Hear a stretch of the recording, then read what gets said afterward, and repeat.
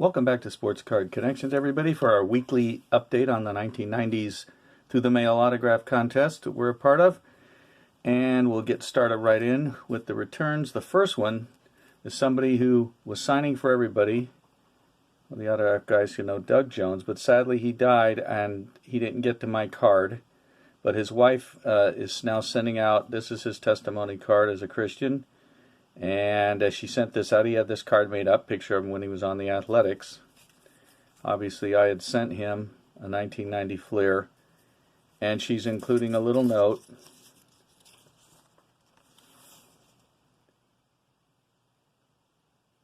You can pause it, you want to read that. And very sad. I didn't expect anything to come back. Obvious, my timing was, that's about the fourth time I've done that. Sent one just and clueless that somebody had health issues. But anyways, that's what's coming back now for Doug Jones. And if anybody else sent him about one I did, probably gotten the same thing. So let's go to the returns that will count for the contest. This one's from Minneapolis. Got a 1990 Fleer, Tim McIntosh. And again, he's another guy who played in Japan, but I didn't have a double. So we got that one. And from Montana, we got Jeff Ballard back. Orioles pitcher on a 91 Donruss. Okay. What am I doing here? Hang on, I got myself completely turned sideways. Okay, so that was Ballard. Next one, Columbus, Ohio. And these things are sticking.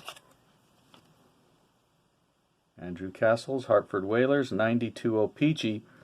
If you noted, the design looks very similar to the 92 O-Pee-Chee baseball.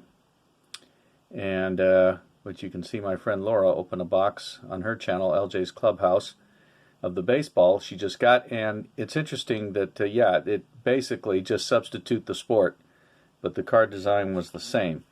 That's my second Hartford Whaler I've gotten back for this contest. Barry Peterson was the other. Next one came back from Phoenix, Arizona. And we got David Segui. 92 Donruss when he was with the Orioles. Of course, I've got his dad in the 68 Topps with the Athletics as well. Philippians 14:13 looks like he put on there. Okay, next one, San Bernardino, California. In Southern California, it's known as the Inland Empire.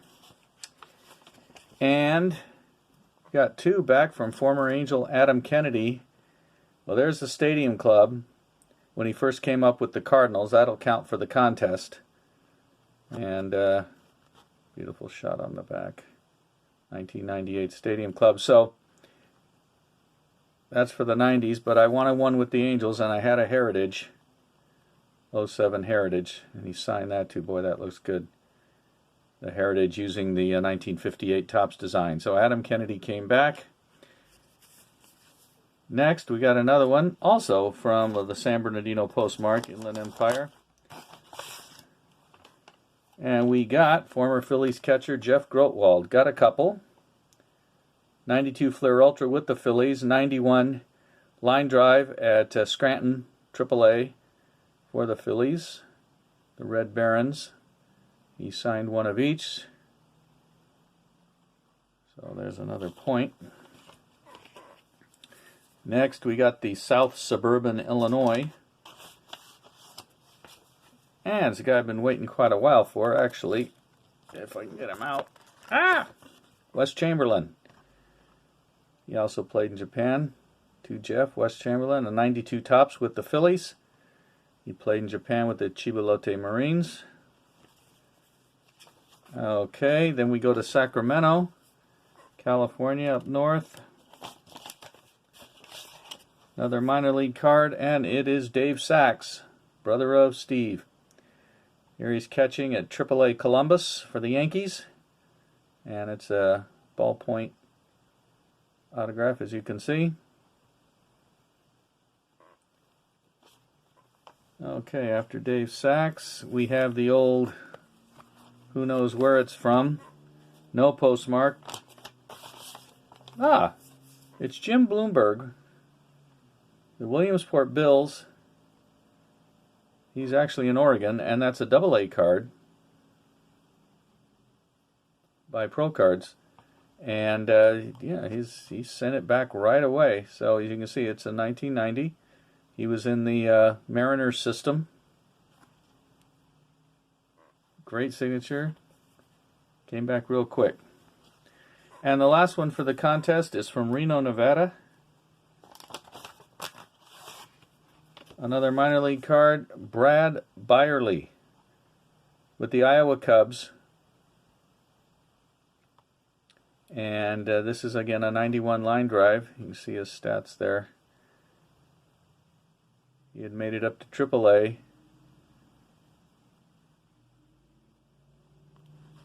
And that'll do it for the contest. So we got those for the contest. So we have a few more of our vintage, so to speak, cards to share. Starting, as you know, I'm working on a 68 top set. Here we go. 68 Mike McCormick with the Giants, 1967 Cy Young Award winner. And he really did that out of the blue. He was reacquired by the Giants' original team from the Senators, where he had basically, before that great season, he had been up and down, but he was 11-14 with the 66 Senators. Traded back to the Giants, he went 22-10. Of course, he was on a lot better team, too. He also won the Comeback Player of the Year. That picture's taken at Shea Stadium. So Mike McCormick. Then we got a 68 John Purdon. Now Purdon with the Dodgers, he's interesting because, I don't know why I hit pause by accident there, he signs vertical. But every Purdon card I've seen signed is vertical. Vertical. So I don't know, that's just the way he likes to sign. Anyways, there's a 68 John Purdon, which is absolutely refusing to focus. Give it a shot at getting its brain straightened out. Not interested. Okay, let's move on. We got a 73 Topps football. Dave Osborne of the Minnesota Vikings. Great rival team with my team of childhood with the Rams. But he was a great running back, and I always respected Osborne on how he played. Nice signature with his uniform number. Next, another 68 Topps. Nelson Bryles, 68 high number. Taking it spring training in the home uniform. He always signed it Nelly. Great starting pitcher, Pirates, Cardinals, mainly. Then we go a 79 TCMA, the Japanese set, Tony Muser, his 1 year in Japan. That picture's taken in Aloha Stadium in Honolulu, where the Cebu Lions were going to play the Padres, some exhibition games before the season started. Muser, of course, had been with the Red Sox, White Sox, Orioles, Brewers. Later, he would manage the Kansas City Royals. Next is a vintage football, a 69 Roy Jefferson. Now, if you're right, Roy, what a great signer, but boy, you're going to get it all.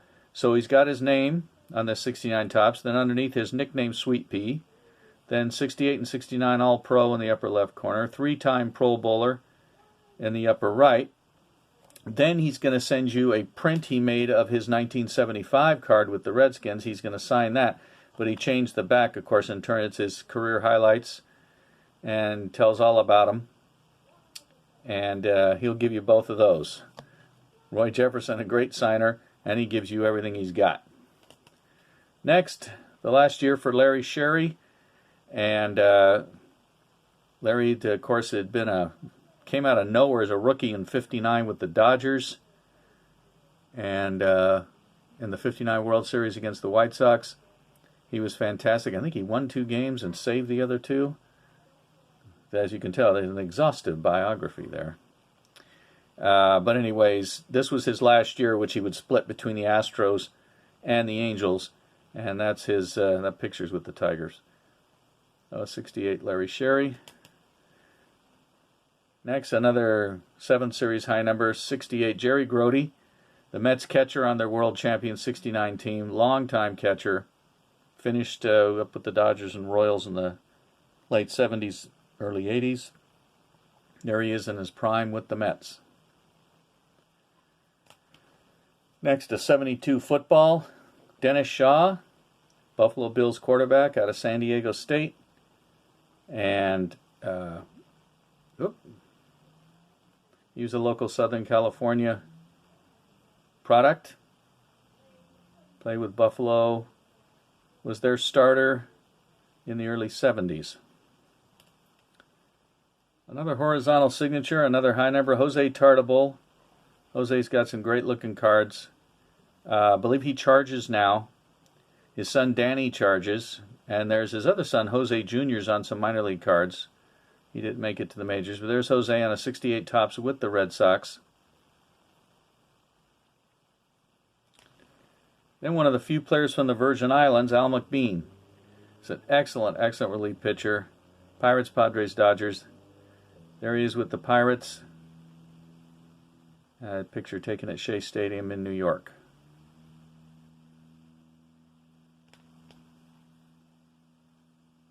Bill Curry,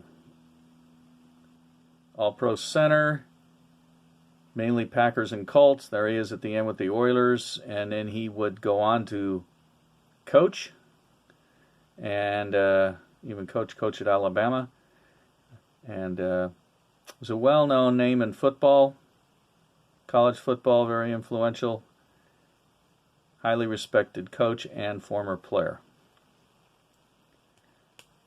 Bob Taylor, a.k.a. Hawk. Hawk on the card, Bob Hawk Taylor on the autograph. Some of his cards say Bob, some of us say his nickname Hawk. He had a lot of power. He's one of those guys that they kept thinking he was going to set the world on fire. He always ended up getting sent down. Braves, Mets, Angels, Royals, up and down for about 11, 12 years. There he is in 68 with the Angels.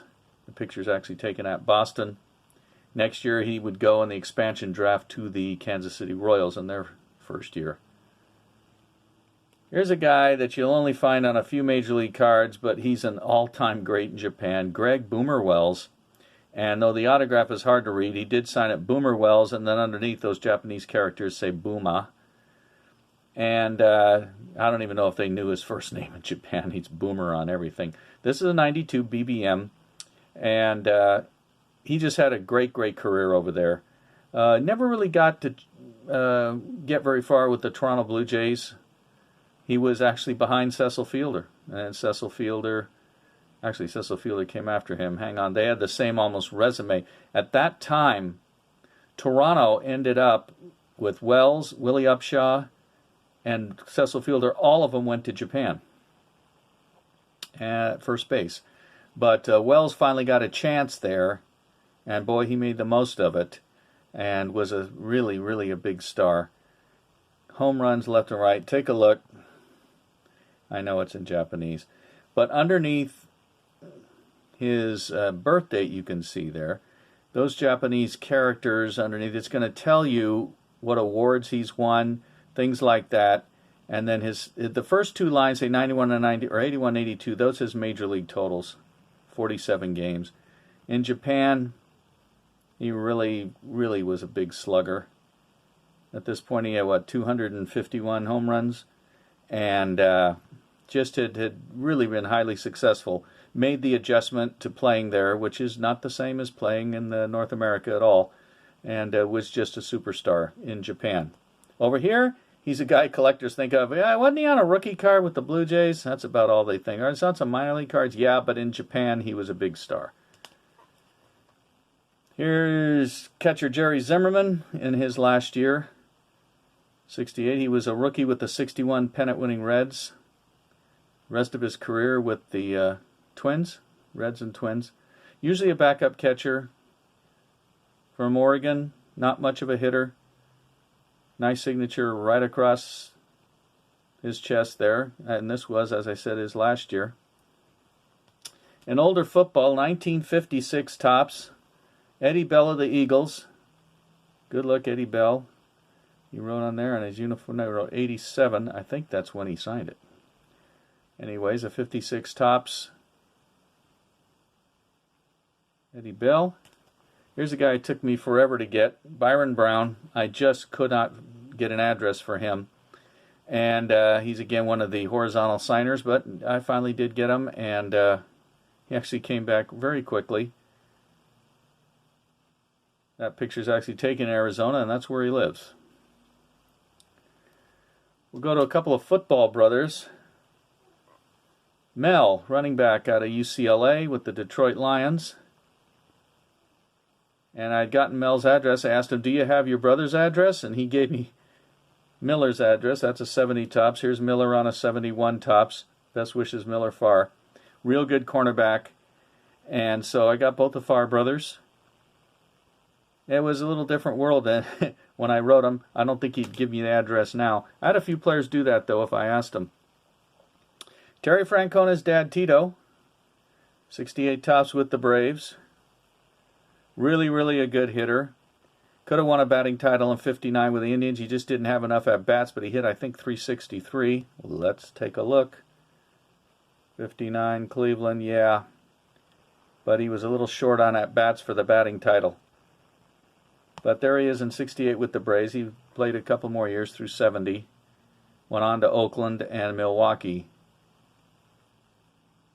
Really a nice card. Former Angels and White Sox catcher Tom Egan. Pictures taken at Oakland. Got that one earlier this year on the 72 Topps. He has one of those, well, he has not many letters and names, but he's a short autograph. So there's Egan with the White Sox in 72. And our final one this time around is a Japanese player that many Americans were familiar with because he had the consecutive game playing streak. He actually met with Cal Ripken when Ripken passed Gehrig because Kinugasa held the Japanese record, and he still does, his whole career with the Carp, 60s through the 80s. Power hitting, RBI machine, third baseman, and he just never missed a game. In 1978, we see with the Carp, what had he done? A typical year for him, 30 homers, 87 RBIs, 267. So you'd see at that point he had played 14 years, 267 homers, 265. Obviously the RBI total is wrong.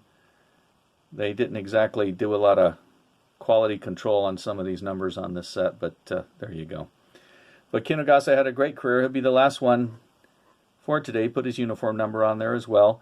So thanks, everybody. So there's another few points for the contest, and we'll see you next time. Bye.